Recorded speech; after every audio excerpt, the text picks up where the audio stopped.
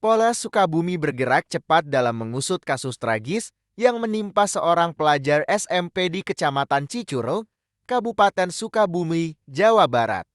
Seorang pelajar berinisial GI tewas setelah menjadi korban penganiayaan brutal menggunakan senjata tajam saat pulang sekolah. Identitas para pelaku sudah teridentifikasi, meski mereka bukan berasal dari sekolah yang sama dengan korban.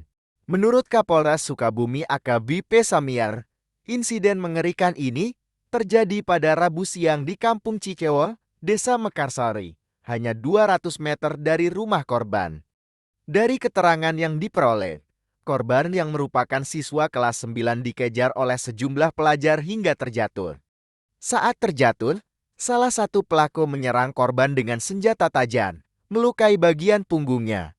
Nyawa korban tak tertolong meski telah dilarikan ke RS Bakti Medicare setelah sebelumnya sempat dibawa ke sebuah klinik oleh keluarganya.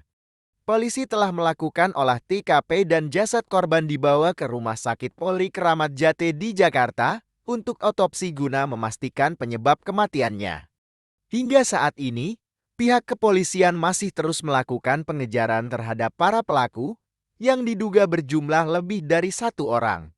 Sementara itu, Ricky, paman korban, mengungkapkan bahwa kejadian ini berlangsung sangat cepat.